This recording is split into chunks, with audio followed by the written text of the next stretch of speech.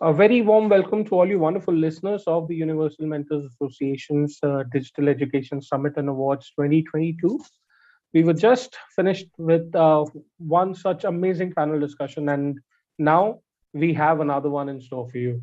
I think this is the most sought out, panel discussion of all the Digital Education Summit and Awards. We have, the legends of education fraternity here with us. In this amazing panel. So I'll not take much of a time because the panel and the topics are really, really important. We're talking about digital education, the change in learning outcomes amid the pandemic, and the future scope of e-learning. I would like to welcome our moderator, Dr. Preeti Oja, who's the principal of Delhi International School, Delhi. Dr. Pramod Mahajan, who's the school director principal of Sharjah Indian School. Mr. Daniel Curry, who's the director and principal of Vega Schools. Lieutenant General Surinder Kulkarni ji, who's the director of Mayo College, Ajmer, Rajasthan. Ms. Sakshi Sajotia, who's the director of Nirja Modi School. Mr. Anirudh Sachdeva ji, who's the director of Holy Child Public School.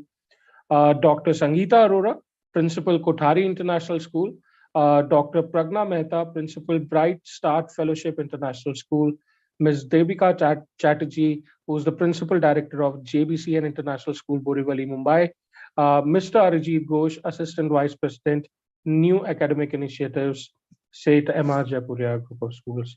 So this is a really, really good panel discussion. Without further ado, Preeti ma'am, here you go. Thank you so much. I welcome the panel discussion 3 February 23rd, 2022. And I think this is going to be a wonderful discussion among all of us. And this is one of the panels where I found it is not something which is coming with no experience, but lots of experience. And each one of us has a different kind of experience when I spoke to a few of the leaders. And I found that these experiences, when shared with a larger group, will definitely help each other. The topic for all of us to share our views upon is digital education, the change in learning outcomes amid the pandemic and future scope of e-learning. Before we begin, I would like to let you all know that we have realized that during the pandemic, all of us jumped on the boats of survival through technology to keep floating. Definitely, every school had their own preparedness plan and thoughts which we would love to bring among all of us. And I would like to just let you all know that this particular group will be also talking about their experiences related to the schools where they're serving. So starting with Dr. Pramod Mahajan, I would like to ask you, sir, do you see schools going or becoming online or hybrid schools in the future, irrespective of lockdown? Yeah, good afternoon. Namaste, Namaskaram, Salam Alaikum. Online, hybrid, flipped classroom, blended learning, all these are the new normals now. Without that, we cannot go ahead. This pandemic has proved that learning has a 360-degree spheres. It is beyond. It is beyond the five-star buildings and AC rooms. It is beyond that. Schooling process is something extraordinary. Everything was closed, schools were closed, but the schooling was going on. All the prayer rooms were closed, but the prayers are going on. In the similar manner, this pandemic has proved that our teachers can do anything and everything, anytime and every time. They are no more sage on the stage, they are no more guide on a side. Now they become a scaffolder. And in future, after pandemic, whatever be the disruption comes, these scaffolder authorities, these scaffolder signatures will take the learning process ahead. No doubt, the face-to-face learning will come, normal will come, but new normals will have a leading edge. Rather than there will be a creation of an ultra normal after some months or maybe at the end of the year. There will be ultra normal where the teachers are scaffolder, students are independent or research based or the project based learners, where the schools will become knowledge hub, where the curriculum will be suiting to the test need and requirement of the learners, where the learner's perspective will be leading the learning process. After this pandemic, online digital learning will have a leading edge. Hybrid classrooms, flipped classroom, blended learning will carry on, whatever be. Now, no one will go reverse back to the new normal. That is one thing. Second thing, which is more important, that assessment will be molded like anything. Now, days were gone when we were depending only assessment of learning or assessment for learning. Now we will be not only using assessment as learning, but now after this pandemic, assessment as learning will have some sort of leading edge. The learners, they will involve in the process of assessment. They will decide when they should be assessed, on what topics they should be assessed, and what should be the success criteria and the rubrics for their assessment. They will frame their assessment. They will receive the data of their assessment. They will analyze the data, and they will come up with what are the strengths and what are the weakness, and they are the one who will be going to convert their weaknesses into the strength. That will be the ultra normal, and the future will be for that. They will be leading technologically, they will be techno savvy, teachers will be scaffolder. And the model which was given by Professor Sugata Mitra, that the learning happens naturally and minimum intervention will bring the maximum learning outcomes. So in ultra normal, the teachers will be minimally disturbing the learners. Learners are taking their own ownership of their learning, and assessment as learning and assessment in learning will be going on. Not only that,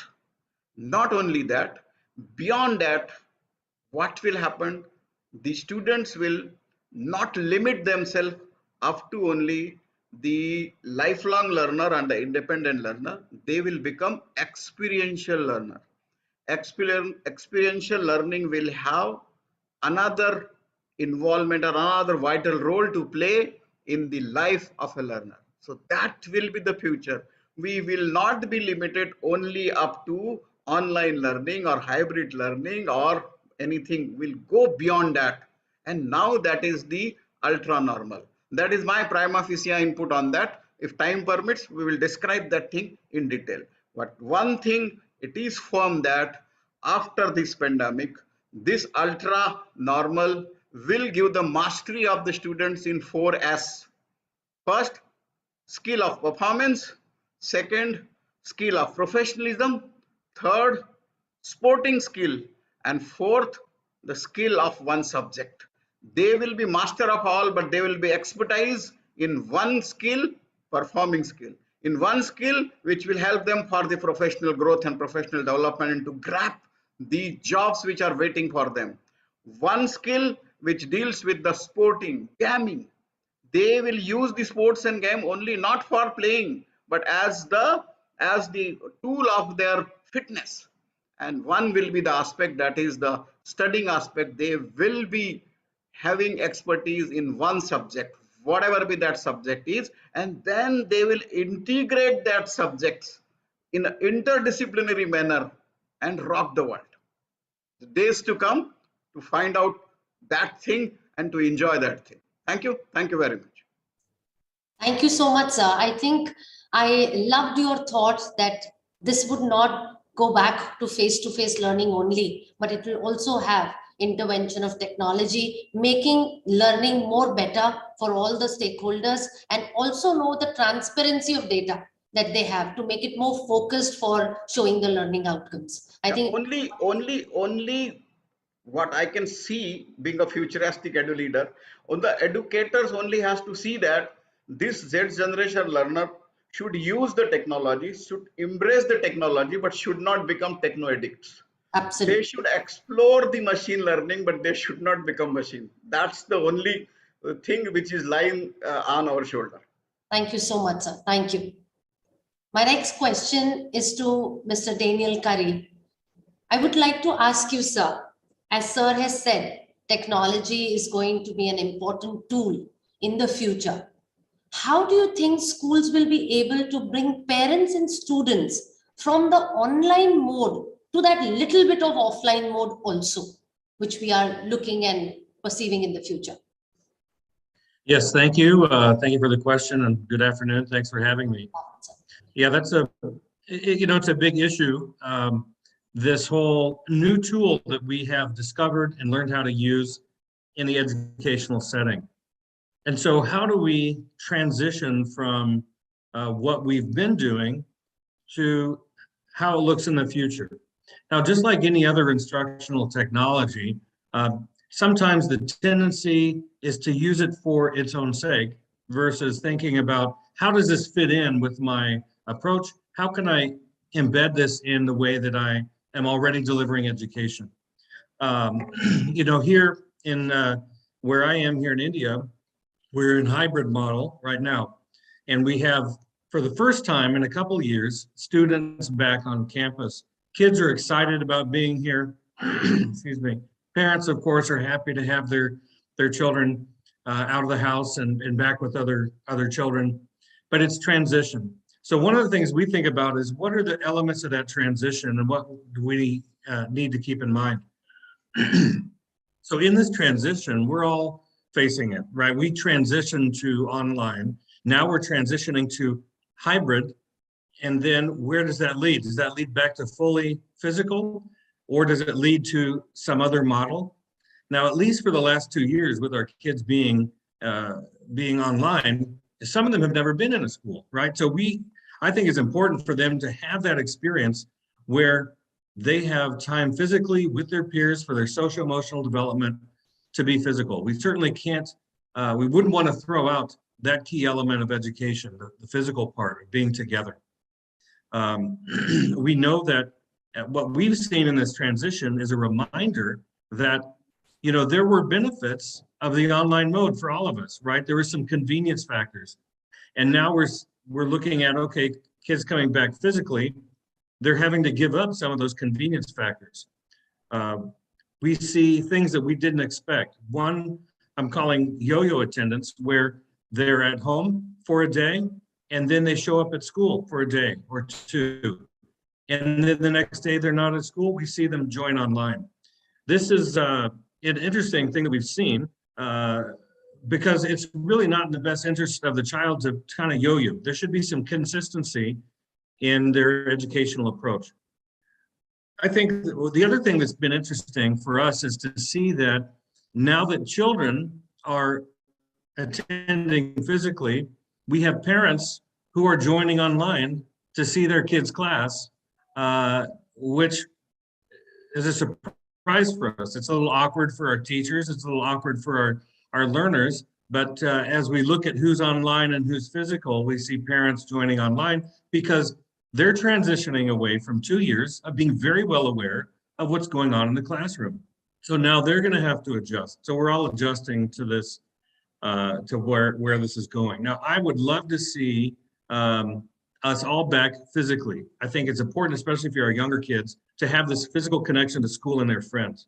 But where we can use this tool that we've added is there are many cases where children are remote, where children can't access the physical school, where they can join the school, maybe they're traveling, or as we know here, maybe we have a week where because of air quality, schools are closed.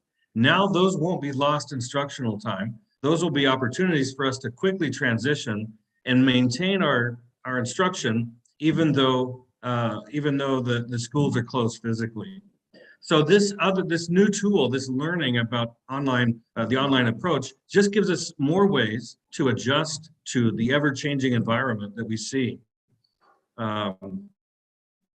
It's a transition, and it's going to take some time, but a transition should have a beginning and an end.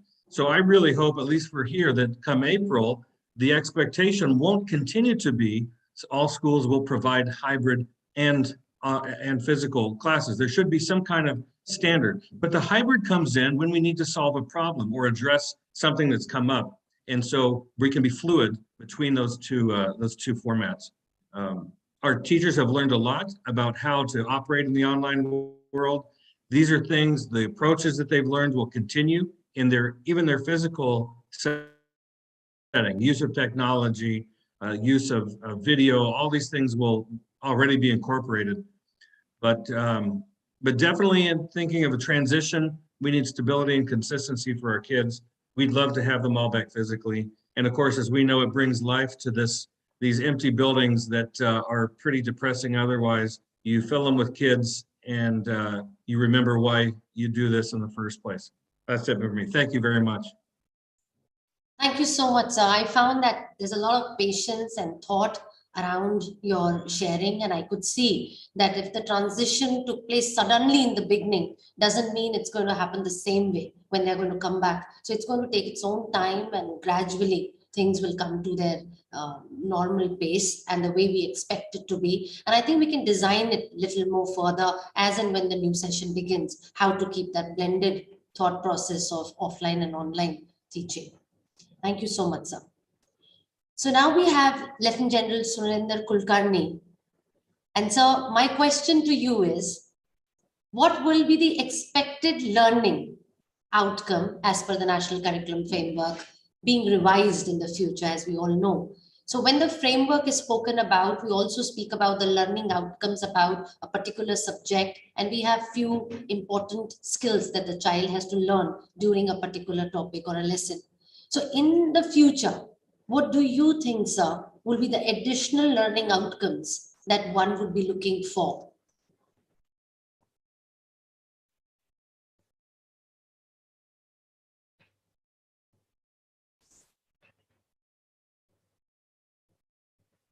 So if you could unmute yourself, I'll be really grateful.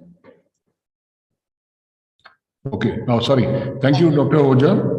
And I see some familiar faces on the screen. My greetings to all of them who I know and those whom I don't. And let me tell you, the National Curriculum Framework, everyone says last time came in 2005 and 16 years and all that since it came. The reality is every National Curriculum Framework has to focus its learning outcomes on primarily three things. First and foremost is the syllabus. Secondly, what is the teaching material that they subscribe to? Traditionally, it has been textbooks, but in the modern era now, it will have to be a mix of resources. And the third thing is the pedagogy. These are three things every national framework must come up with. Now the question is, this NEP is supposed to be fully rolled out by 2047. Will an NCF made now survive 25 years? And the sharp and easy answer is no. And therefore, it is an evolving thing. And even as the NCF is, though there's a 12-member expert committee on it, there'll need to be another committee very soon to again review the NCF. But the core of these 3 points will not change. So what is changing? What is changing is the nature of jobs. Whether you are an employer or an employee, it doesn't matter. And what is happening is some jobs are getting destroyed and some will get created. The UNESCO study last year, or I think World Economic Forum study last year, shows that net to net, there will be actually an increase in jobs. So that's not a worry. But the shift is in the perception of us, the users. From a mentality of ownership, we are going in for experiences. Because if that didn't happen, we won't go for Uber and Airbnb and stuff like that. You know, so the rental market for housing, for example, will exceed the house owners market tomorrow. So the shift in experiences is coming. Now, whereas the experience can be arranged online, but to enjoy it, it needs to be physical. And therefore, there will be a large number of people getting employed in industries which provide this kind of experience. So we have to understand that the people we train for tomorrow cannot be trained for on the same system that you trained them before, right? And this change will be driven by certain developments in technology which have caused disruption, which are still causing big data, AI, etc., etc. And therefore, we need to prepare our children to get ready for this world. Okay. Now, what is the problem in India? That there are We have a great demographic dividend we talk about. But there are three fundamental shifts happening.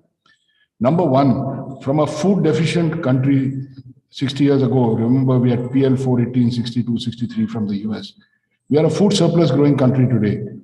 We can't even store the grain we produce.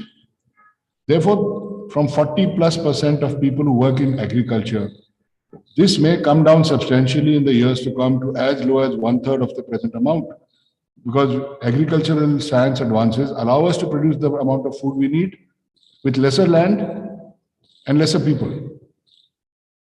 So where will those people go for tomorrow? So if they are trained only in basic agricultural skills, even if you have these vocational skills, if you focus on agriculture, you're going to drive these people out of the job market tomorrow. So the important thing is to understand where are these shifts happening. The next big shift happening is in urbanization, and I think this is evident to all of us. Cities are getting bigger, towns are becoming cities. Even around the bigger villages, there are clusters happening. The smart city concept also talks about, having satellite cities and other things. So urbanization is a thing to come. Therefore, in the domain of the kind of planning good urban facility needs is where a lot of jobs will come up. The third thing is there is a natural entrepreneur DNA in our system. You will see many of our communities are well known abroad, the Sikhs, the Malayalis, Marwadis, Jains. They are known world over as natural entrepreneurs. The informal economy, even today, is massive. And when we talk about jobs and all, we only go by government, NSSO statistics. But that's not where a lot of the economy lies. And therefore, if you can train someone for the future where he has the skills to earn for himself, to create jobs around him, try and stay socially in the same milieu he belongs to. Because one of the pitfalls of urbanization is a sense of rootlessness. And this cannot be underplayed. You'll find that is why Bollywood is more popular overseas than even in India, because everybody hankers for that good old thing of India. But what is the bottom line for the future? That basic reading skills and math skills are going nowhere. No AI, no data is going to wipe this out. So the good old 3 R's, the third R, which is writing, may go away to typing or punching buttons or whatever. But basic reading and math skills will always remain in flavor. And this is an area where we need to invest very, very heavily. The third thing is in the shift of where our teaching system has to go. Our teaching system, we talk about road system. Why is the road system there? Because out of another 3 R's that I often talk about, the first is of receptivity. Student engagement is extremely low. Because teachers stand there in the good old way they were taught in their BA days and stand and lecture, in rows and columns. Every time I see one of my classrooms, it reminds me of a military parade. Only thing, they're not marching there at one place. All right. No student learns like that naturally.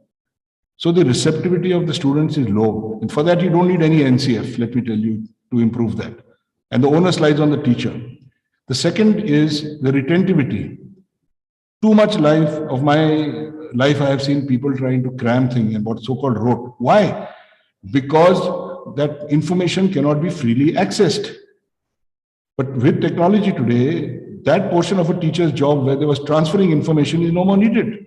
Therefore, the teacher can free herself or himself into actually meaningful engagement to deepen for deep learning and meaningful engagements. So therefore, retentivity is something that should be fast forgotten. And the third thing, which is what is needed for today and tomorrow, is retrievability. You should be able to connect the dots, and that's what artificial intelligence does for you. But it has to continuously counter natural stupidity. We have to learn to connect the dots. We have to establish patterns. What is artificial intelligence? It's string theory which recognizes patterns. You start typing on your phone 3 alphabets, and then the prompt will come. Right?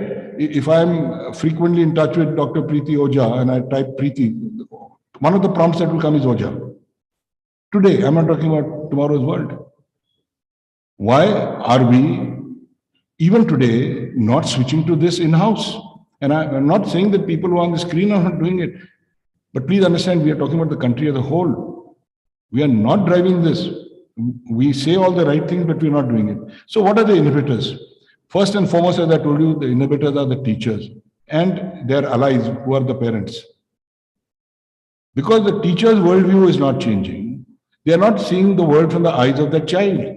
Because the child's eyes, who's studying today, let's say in grade 5 or 6, is relevant in 2035. That is when the child will become a useful, productive individual in society. How are we opening his eyes to that world? And the parents, even worse. When they come for our counseling sessions, they will tell you about professions which have been traditional from my time. They're not even open to the idea of some such profession existing. And which even we don't know about, some new ones will come about. So therefore, shifting the mindset of teachers and parents is the single biggest inhibitor to any NCF or any improvement in learning outcomes. The second issue is policy. Because education is a policy handled by the state also. Aligning the state's and the center's vision is not an easy task. And unless all states come into some kind of congruence, I'm not saying identical or one common board for the whole country, unless they come into some kind of congruence, how will we as a nation say that, look, this is the educational product that we are offering? So, getting back to the NCF, number one, this committee must come to this quickly. They must tell us these three things. What will be the syllabus or curriculum in the foreseeable future? What will be the pedagogies for the near future? And what will be the teaching resources that will be made available freely, commonly to the whole nation, and others who have more means and resources can reach out to other things as well. This is the core challenge. And how will they improve basic maths and reading skills? Because this has to be done at the early childhood and foundational level. The people who are required to do this are missing today in the food chain. Absolutely, sir.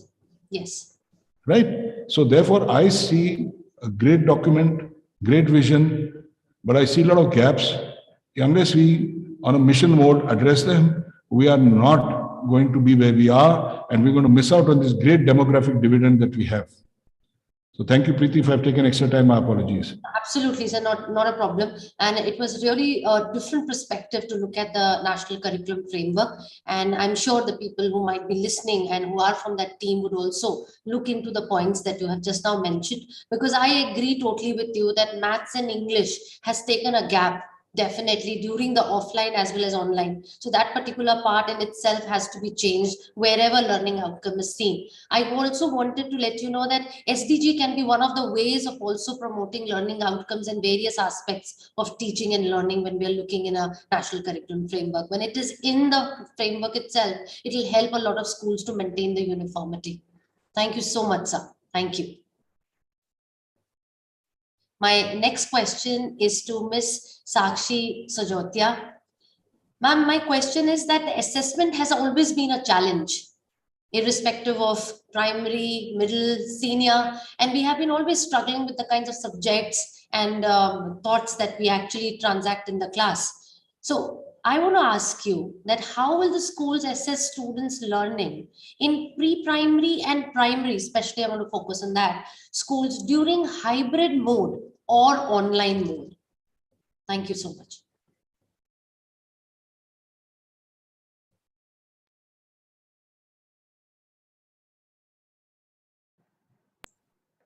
Is Sakshi ma'am there?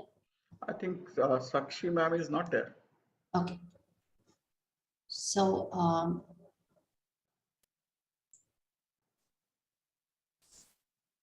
I will go to the next member.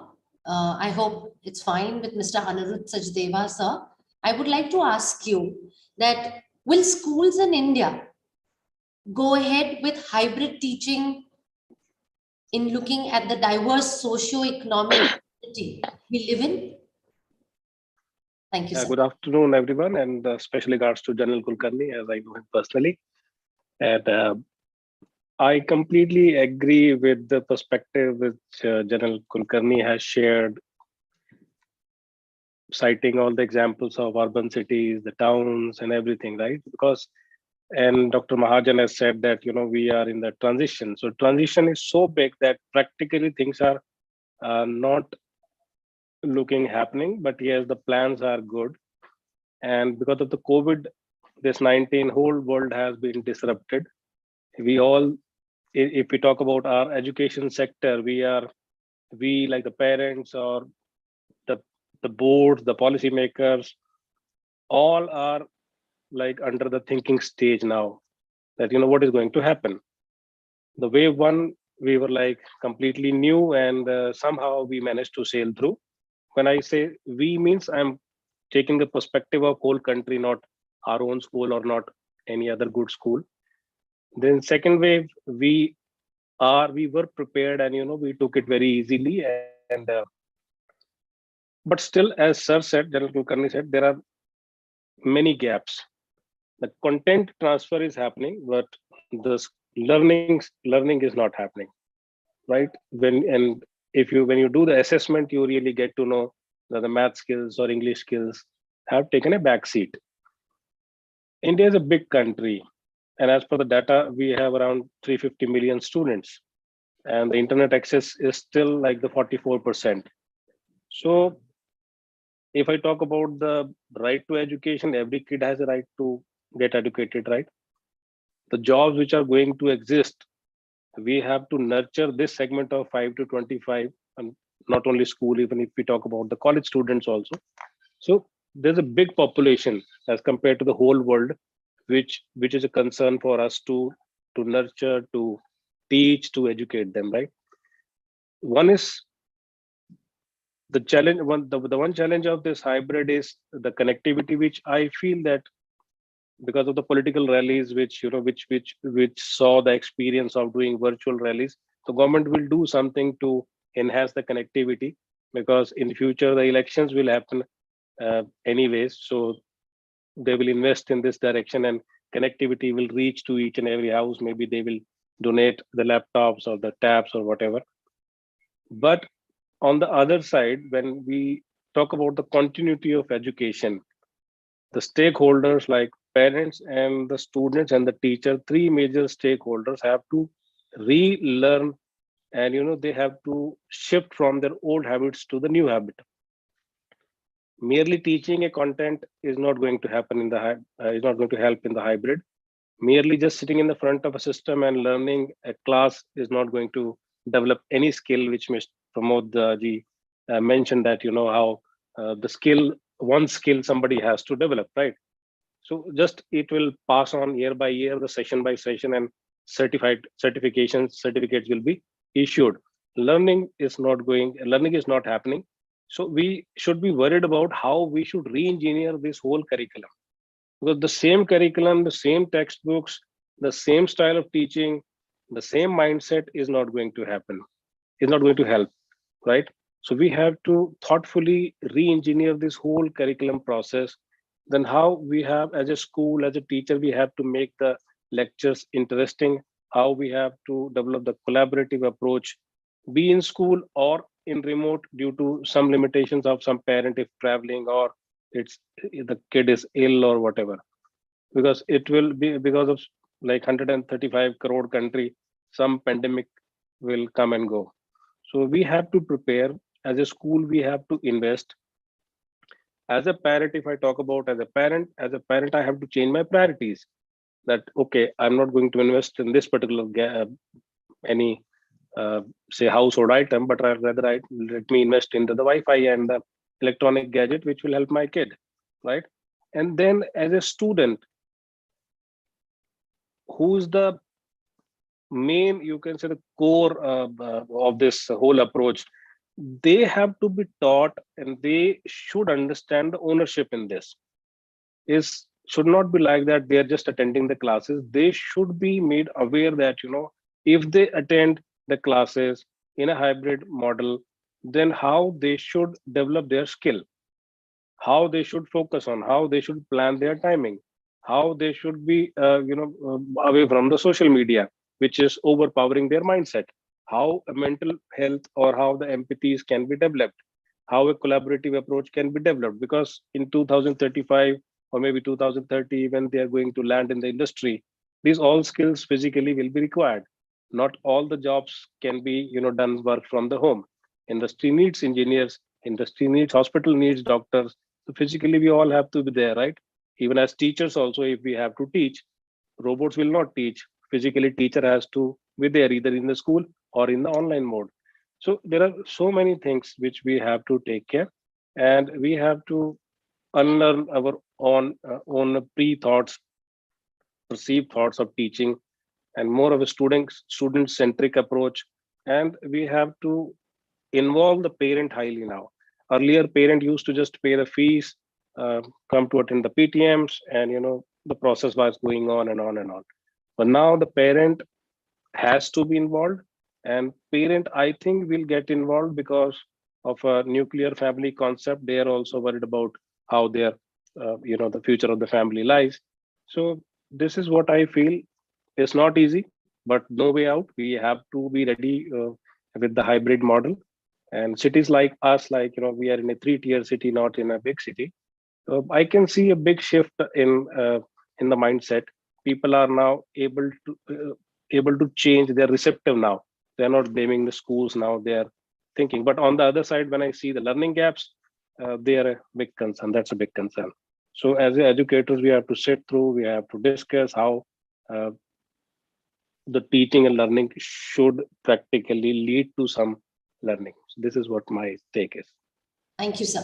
Thank you so much. And very rightly said that now the parents, students, and teachers are working in glass walls. So we all can see each other and we are able to recognize the strength and weaknesses. And above that, when I talk about the socioeconomic thought, I feel the number of students in the class also will be one of the hindrance of hybrid learning. And it's going to be a huge challenge for schools and teachers how to take off both the students offline and online together during a classroom. I think that's one thing that each one of us will be looking into, but definitely we've got to know a lot from you, and definitely it'll help us. Thank you so much, sir. Thank you. I would like to go to Dr. Sangeeta Arora, and I would like to ask you a question which is very close to my heart, and I'm working a lot around it. And when I get to know some points from you, I'll definitely write it down. How will the schools handle the learning gap which took place during the pandemic and online schools? Ma'am, if you could answer this question for all of us. Thank you. Namaskar to everyone, and my greetings to all the eminent panelists. Thank you so much, Dr. Oja, for this very important question. And I'm sure all the educationists on this panel and the educationists who are participating in this webinar, they are aware of it. Dealing with this learning gap is a huge issue. It's a very important issue, and not only with us as the leaders, also with the teachers, students, and also with the parents. Now, I hope that yes, as you already said that as a principal, you've been thinking about it. You must be discussing with your team, and there are some points that I have listed upon, and I'm sure everybody is aware of the other points also. So the first of all, I would say that when we talk about learning gaps, it's about the academics. But before we move on to the academics, the first thing that we need to do is to prioritize the social emotional learning, because at this pandemic time, when the students are coming back, we don't know which situation they have gone through. It must be very difficult situation at home because of the financial constraints, because of the loss of any dear one, because of a movement of the family from one place to another. So there are many things which must be happening to the children. So this is the first thing that we need to do when they're coming back to the school.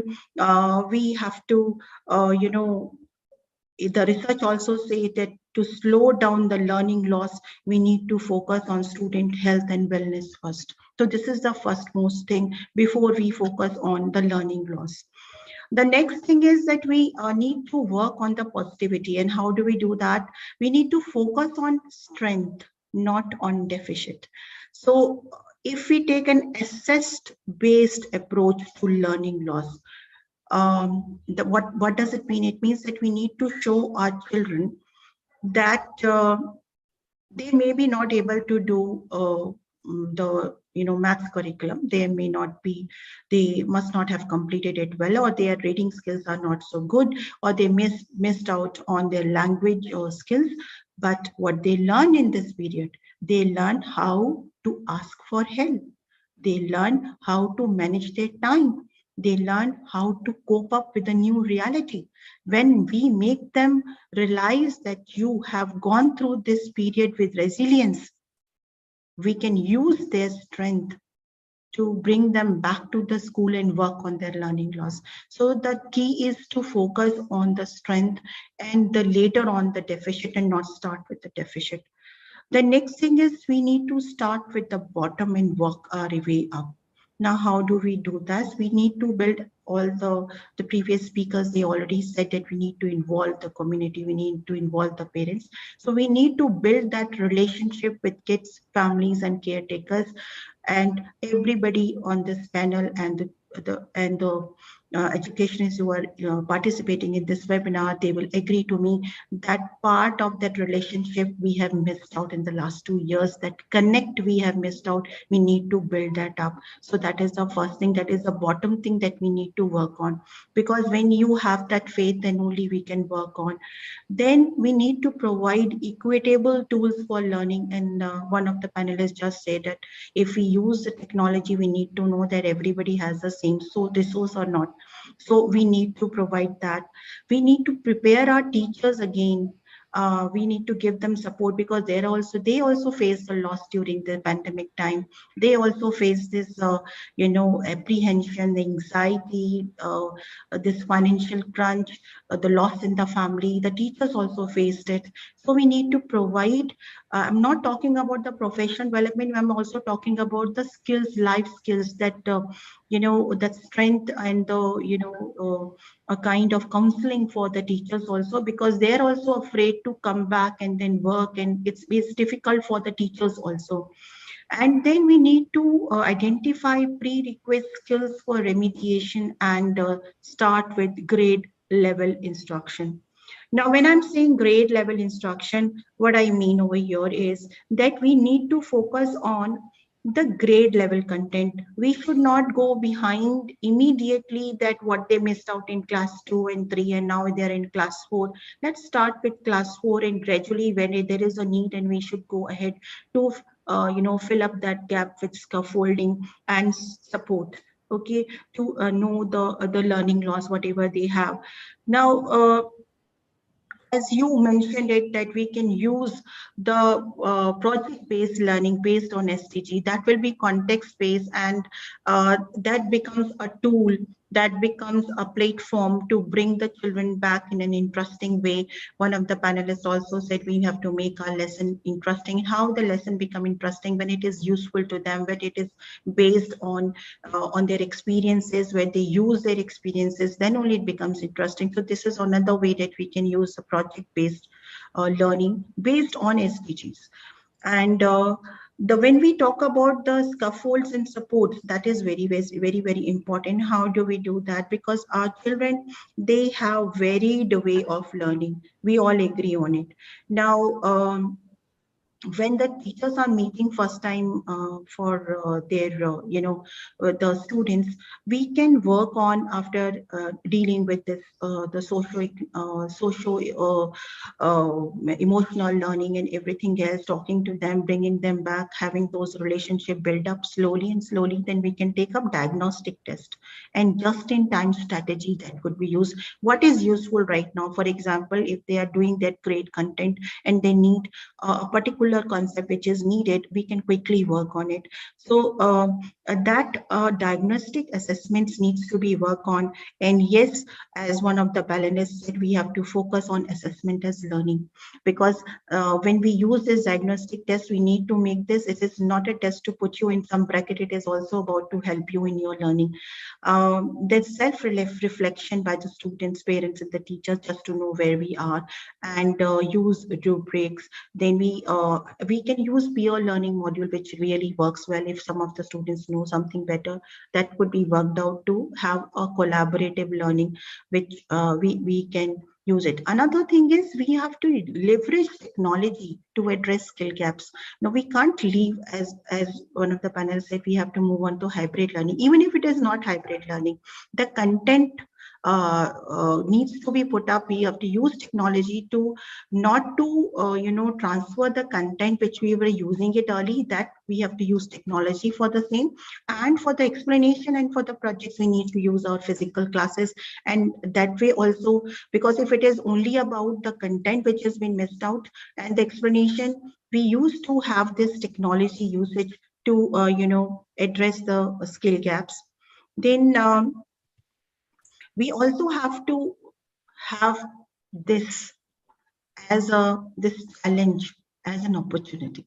Wonderful. I strongly feel, as when we went totally online, we reframed that challenge as an opportunity to learn new skills. We relearn and we learn many things. Let us work with the same approach, that we have to use this challenge as an opportunity and design our schools in a new, different way, which is useful to both students and the teachers.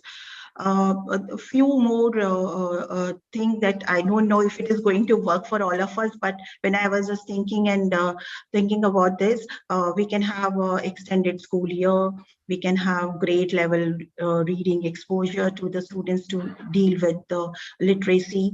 Then partnership with community organization, and involve parents for work on literacy at home. So these are the few things which comes to my mind right now, and it's extensive. We all have our own ideas, and thank you again, Ms. Dr. Ojha, for giving me this question. Thank you so much, ma'am. All brilliant thoughts that you brought together. And I definitely think that the child, when coming back to school, has to be taken care physically, emotionally, mentally, and strengthen that format of theirs, so that whatever you're trying to let them know, whatever we are trying to ask them to do, is in a more healthier manner they can adapt. Thank you so much, ma'am. And I think all the stakeholders have to work together to cover that learning gap. Thank you, ma'am. I would like to now come to Dr. Pragna Mehta. And ma'am, my question to you is, what changes did you observe in the teaching pedagogy of teachers, and what were the challenges during the pandemic time? The changes were fundamentally totally unexpected, and the whole world had to change. As we say, when we are forced to change, then change can happen. Otherwise, most of us are, happy and contented with whatever we are doing. But this kind of change was a great change, especially in the field of education. For example, if you say of pedagogy, children learned a different opposite, mute, unmute. Children learn new terminology and new explanation. When we think of poor, we were giving them different meaning, and now they say poor connectivity. We had a different concept of share, and now they are told not to share, but share screen. Things changed drastically from the classroom to Google Classroom or Zoom, from laboratories to virtual laboratories. So not only the concepts and the terminologies and the pedagogy changed fundamentally for all of us, and all of us were compelled to learn technology to the extent. Everybody was using technology, PowerPoints were used, but not to this extent, where we were thrown in the ocean of technology. The tools which were available, many of them, the games were available, the assessment techniques were available, but we were restricting ourselves to the paper pencil method. So if you think from that angle, The challenges were there, yes, because we had to learn many, many new things, but they were for good. And as a result, as things can never go back. It is difficult for us today in today's world. When we were young, we never had any mobile phone. But today it is difficult, and parents also feel, no, my child must be allowed to carry the mobile phone. So we can never go back. We always have to think of advances. And as a human race, if you see, the advancements can occur only in a right direction if we learn to use technology in the right manner. Young minds have, from my personal experience, I must say, that right from, as Dr. Sangeeta Arora spoke about social emotional development. Today only I had a parent who said, my child I did not allow to be in the corridors also because on my floor about 16 people died of corona. So children were confined inside their houses in many cases where this kind of situations they faced. While on the other extreme, some parents took the children to their farmhouses and they were having great time. So this kind of social emotional imbalance we see in the classroom. In the classroom, we see some parents struggling for devices. There were 2 or 3 children, cousins, and some are having one child having two devices. So right from having the amenities, having the social emotional environment and exposure, things changed. And within the classroom, within the school, each child was exposed. I'm sure if you speak at the national level, the people who are working at our house, okay, their children also learned on mobile phones. So things changed. And now for all of us, we have to think together. As Lieutenant General Surendra Kulkarni said, shifting mindset is very important. Not only that, we have to shift the mindset in the right direction together. Teachers today have to stay ahead of the curve to provide world-class education. There is no different opinion. It is not restricted to the COVID situation at all. We can use technology in a nice manner, which we learned this time, that we can give the individualized learning experiences. Children could progress at their own pace when they were given the breakout rooms in the Zoom, and different assessment techniques were used and different assignments were put up as per their abilities. So many new videos and virtual laboratory experiments were shown to the students during this time. Even formative assessment, we changed. Only one thing which we still need to work if we want to be more digitally efficient is, yet summative assessment is a difficult task. Especially handwritten assignments, the language, it was difficult for the teachers to do those minute corrections. Yes. So there were a lot of challenges, but I think as a whole teaching community, we rocked. It involved a lot of hard work, a lot of exposure to new techniques. There was an ocean of information out there apart from beyond, and the people looked beyond textbooks, beyond the syllabus. And there was so much collaboration and contribution from educationists all over the world, exchange of ideas, exchange of content, that really, it was a great experience if you think positively, which wouldn't have happened for years to come, hadn't been thrown, this COVID would not have thrown into this compulsory. Absolutely. So a teacher's role is transforming from a knowledge provider to the knowledge facilitator and a counselor. And the teacher has to meet the rising expectations to make the learning lessons interesting. With all these challenges, it is important that we should get the right type of training. everyone should be trained, and this is going to be, as we know, that teachers are lifelong learners, all of us, but special training is required for everyone, for students and parents, how to use and how much to use these gadgets and technology. And for the teachers, how to use the technology so efficiently. So we should continue upskilling, reskilling ourselves to meet the higher needs of the 21st century, and so that we can make the learning to the highest peak. Thank you so much. Thank you so much, ma'am. I think each and everything that you spoke was so relatable.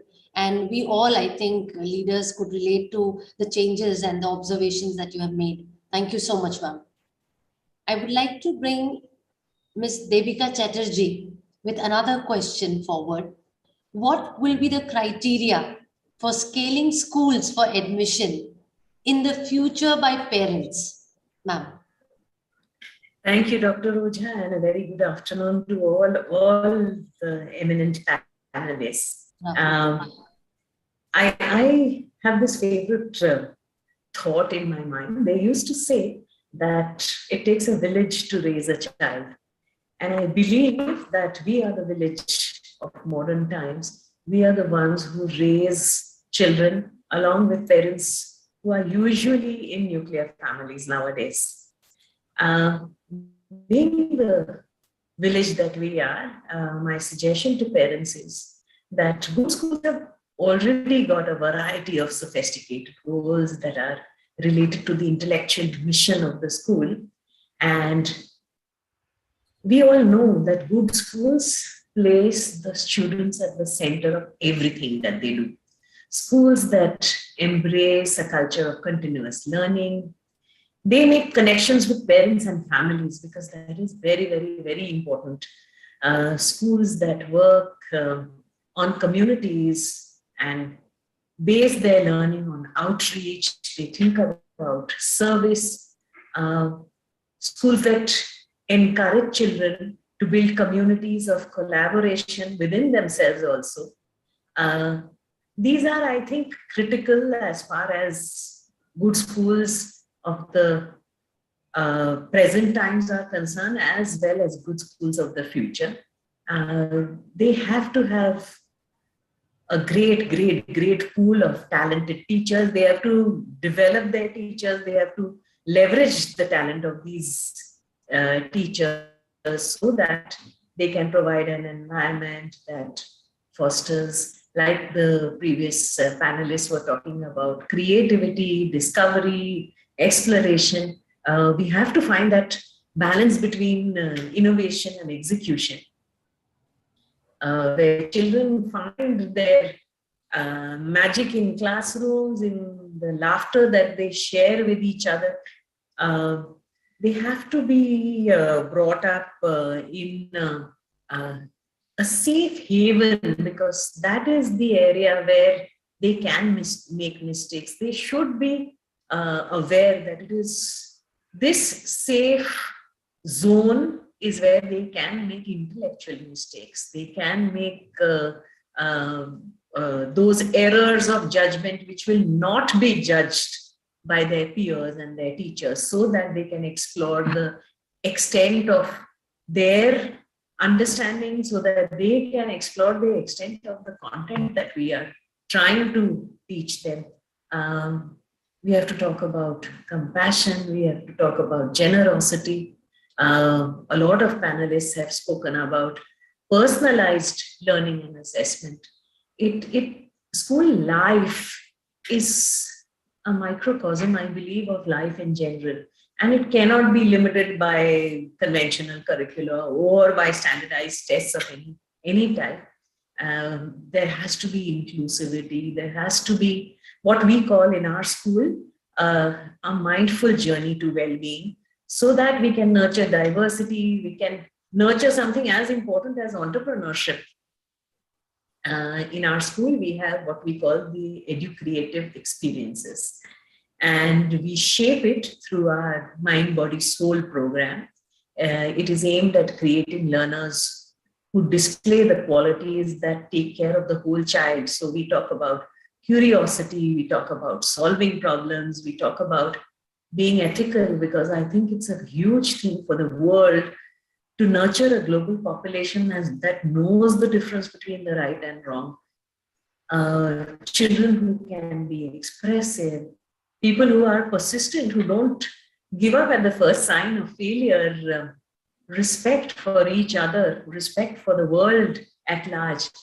Some of the panelists spoke about the SDGs, thinking about what the next generation needs, what our colleagues need, what our parents need. Everything is a part of the respect that we need to show. Equanimity, and I think COVID has been a great teacher of equanimity to all of us. Collaboration, collaboration, collaboration. I think that is the only way to take our world forward. That is the only way to generate confidence. Only if we know how to work together can we be confident in this new environment that we find ourselves in. And above all, introspection, thinking about what we do and why we do it. So that our children, when they leave, the students who leave our schools, they are secure in their abilities, they have strong principles, they are confident enough to face the challenges that life invariably throws out.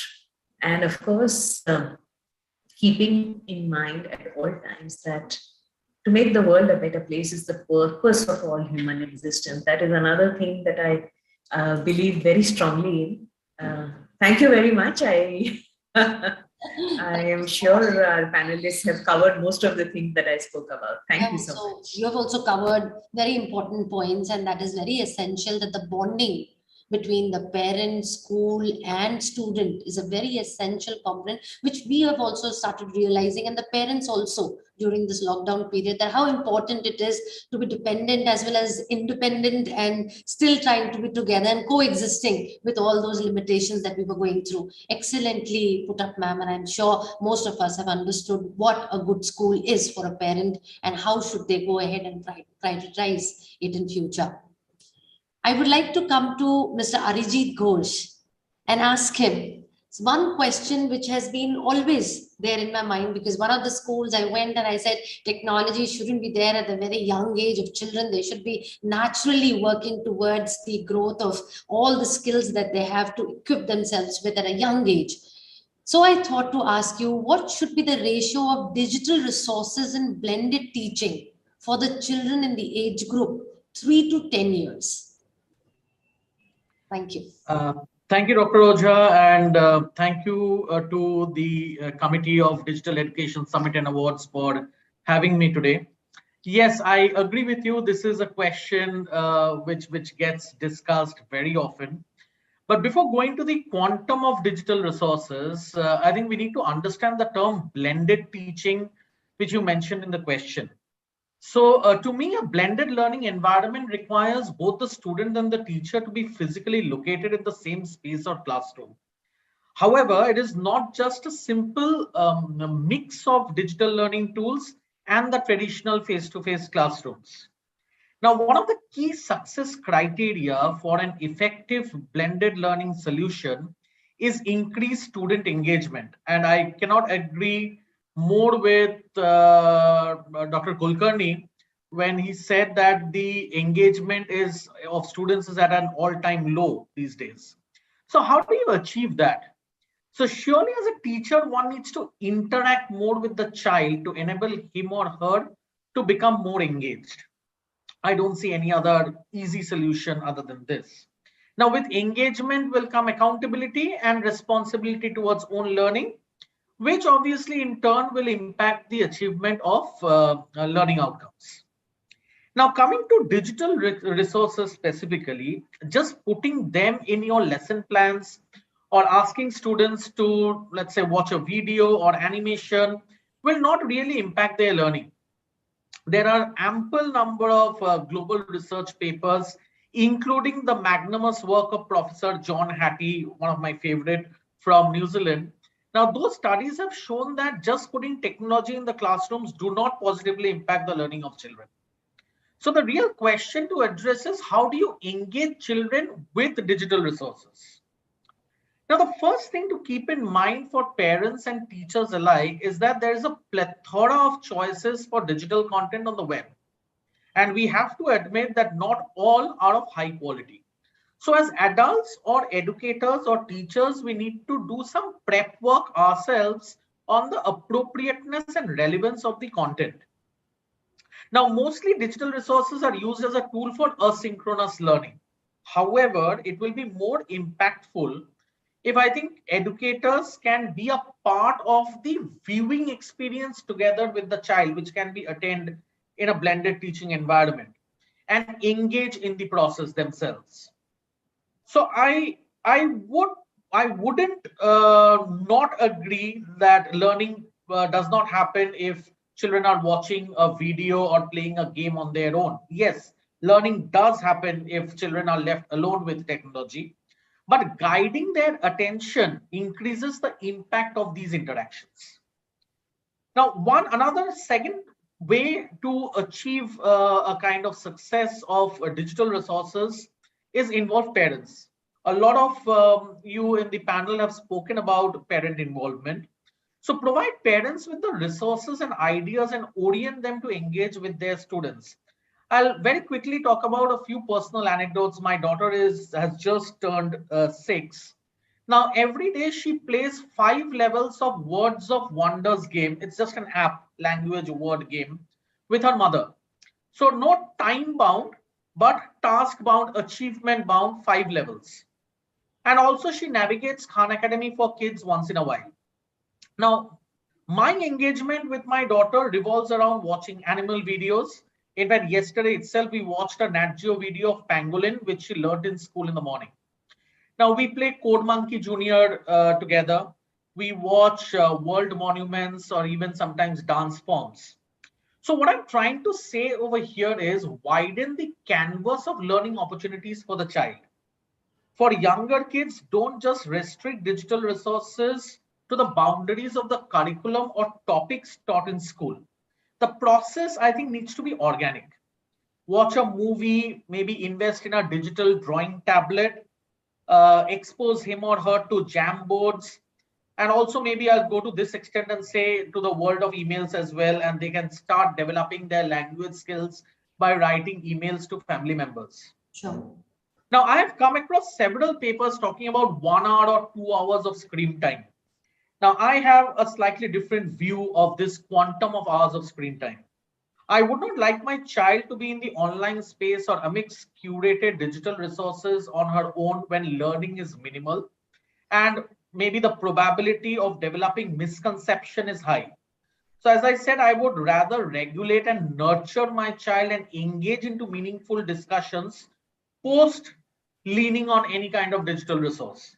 So it may be during synchronous learning or during an asynchronous mode or simply during leisure time. But I want the experience to be meaningful. Okay. For me, choosing the right ingredients for a digital resource diet comes on top of the list. Just 1 minute I'll take, and just one small point to add over here. I think we generally think that children consume digital resources either from a television program or app or any other digital device. As educators, we need to change this very actively. We need to figure out avenues how children can be active digital producers and what sort of skills would they need to be one. Like, for example, after finishing a read aloud session with a class of children, can we task them to present their views on the ending of the story or traits of a certain character and record a 1-minute video to share within a closed group for collective brainstorming and reflection? Wonderful. Now, the skill developed by a young one to record that 60-second video can be a lifelong asset going forward. So my last statement would be, let's not focus on students being mere consumers of digital content and put an X number of hours there, but let's channelize them to become digital producers as well. Thank you. Thank you so much, Ariji. That was wonderful. And we have a very short time left to close this session. I'm extremely grateful to each one of you to speak exactly what we were expecting. Thank you so much, each one of you. Thank you, Sandeep. Thank you so much, ma'am. And as an organizer, it is absolutely a privilege listening and to all the amazing speakers. Although backstage, been listening to all your wonderful educators talking your hearts out very candidly, talking about this very, very important discussion about digital education. We've all been thriving towards digital education, and but we've all had some hiccups, not some, but many hiccups along the way, and hope we try to learn and relearn. Hopefully, uh, things get back to normal very, very soon, and we do not have to face another set of a school closure anytime soon. So, with God's grace, we'll cross our fingers and we hope that we continue the way we are continuing now on. Thank you so much for this amazing panel, Preeti ma'am, Arijit sir, Pragna ma'am, Anirudh sir, Daniel sir, Dr. Pramod Mahajan ji, Dr. Sangeeta Arora ji, Sir Kulkarni sir, and Ms. Devika Chatterjee. Thank you so much for your time for us. I just have one small request to all you wonderful speakers. Please do support us. Kindly, we have shared the links of our partners in the groups. Kindly do take 10 minutes and visit the sponsors and interact with them for 10 minutes so that we could keep bringing you on such amazing panels. And hopefully, this might be our last virtual event. Let's pray and let's move on to physical events. Is a constant dialogue that I have portrayed in all the panel discussions before this as well. Thank you so much. It was a pleasure. Have a wonderful evening ahead. Thank you. Thank you. Namaskar.